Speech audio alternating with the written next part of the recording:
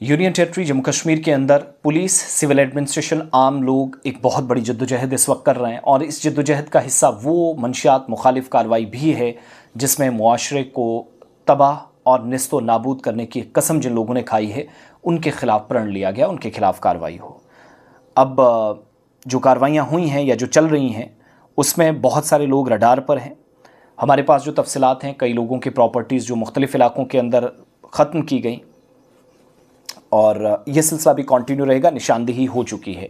राजीव नगर जम्मू में 3 मंशियात फरोश जिनमें 2 ख़वातीन हैं जो मफरूर हैं, लेकिन इनके फ़रार होने से कोई फ़र्क नहीं पड़ेगा। इनकी प्रॉपर्टीज़ जब मुकदमे दर्ज हैं, FIR ऑलरेडी लगी हैं, कई लोग ऑलरेडी सलाखों के पीछे हैं, तो इनका जो केस है वो सॉर्ट आउट करते हुए यहाँ तक पुलिस पहुँची कि गैर कानूनी ज़रायों से आने वाली आमदनी, जो इल्लीगल मंशियात का कारोबार करके इन लोगों ने पैसा कमाया, उससे घर बनाए, इन तमाम लोगों पर शिकंजा कसा है।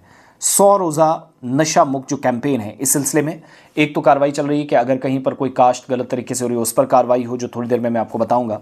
लेकिन पूरे इलाके को राजीव नगर में बेली चराना की तरह सील किया गया, घर तोड़े गए और ये मिसमारी का सिलसिला जारी रहेगा।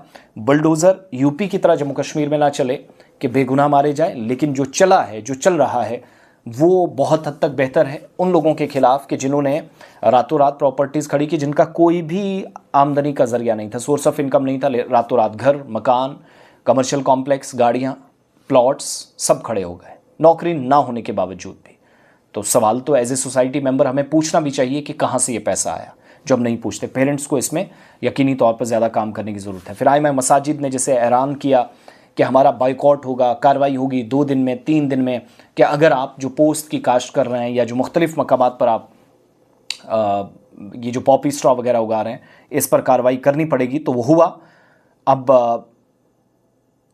60 से ज़्यादा FIR दर्ज हो चुकी हैं, 3 दर्जन से ज़्यादा अफराद को गिरफ़्तार किया जा चुका है। आज 13वां दिन है और इस धंधे में मुलव्वस अफराद पर न सिर्फ कानूनी कार्रवाई हो बल्कि जायदादें जब्त करने के साथ साथ घर तोड़े जाएंगे, मिसमार किए जाएंगे, पासपोर्ट, आधार, ड्राइविंग लाइसेंस की मनसूखी जैसे इक़दाम भी ज़ेरे गौर हैं। अगले कुछ दिनों में सब रास्ते इन लोगों के लिए बंद हो जाएंगे।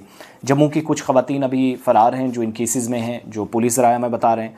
कश्मीर में भी बड़ी जगहों पर कार्रवाई हुई है। अनंतनाग में पुलिस ने एक वसी इलाके में डिफरेंट एरियाज़ में मिलाकर ये सैकड़ों एकड़ बनता है, जहाँ पर खशखाश जिसको आप मकामी ज़बान में कहते हैं, या जो पोस्ट है, पॉपी स्ट्रॉ है, इसको जो लोग उगाने का काम कर रहे थे बाद में मंशियात के लिए और इस तरह के का मवाद इससे तैयार किया जाता है, जो मुश्किल सूरत हाल पैदा करता है। ऑलरेडी 13 लाख से ज़्यादा बच्चे हमारे ज़िंदगियाँ तबाह कर चुके हैं। छोटे हैं, बड़े हैं, उम्रें 10 साल से लेकर 7 साल से लेकर 40 साल के दरमियान हैं, जो हमारे लिए नुकसानदेह है। तो ये कार्रवाइयाँ चल रही हैं और आइडेंटिफिकेशन के बाद मज़ीद लोगों पर बुलडोज़र चलेगा, ये आप याद रखिएगा। कुछ दिनों में मज़ीद कार्रवाइयाँ होनी हैं। अभी कुछ लोग फ़रार हैं, लेकिन मिलकर काम करने की जद्दोजहद की ज़रूरत है।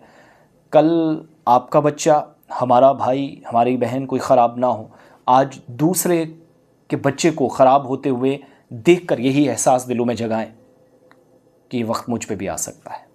सो अल्लाह करे कि हम इस दलदल से निकलें जो दहशतगर्दी से भी ज़्यादा ख़तरनाक है। मुबारकबाद LG एडमिनिस्ट्रेशन को, अफसरान को, ज़िम्मेदारान को, उमर अब्दुल्ला गवर्नमेंट को, डिप्टी चीफ मिनिस्टर को, जिनने ऑफिसर्स को एंगेज कर दिया है हर जगह कि कुछ भी हो कार्रवाइयाँ भी करें, उन बड़े लोगों को पकड़ें। और सवाल भी यही कि बड़े लोग फंसे हैं। पूड़ी बेचने वाला छोटा है, लेकिन उस सप्लाई चेन के पीछे जो असल में मरकज़ हैं, जो उनको चलाने का काम कर रहे हैं, जो बैकयार्ड में इंजन की हैसियत से काम कर रहे हैं, उस पर सख्ती बरतने की ज़रूरत है। वो जेल में जाएगा, उसका घर टूटेगा, तो उसको भी एहसास होगा कि मैंने जो किया वो गलत काम था।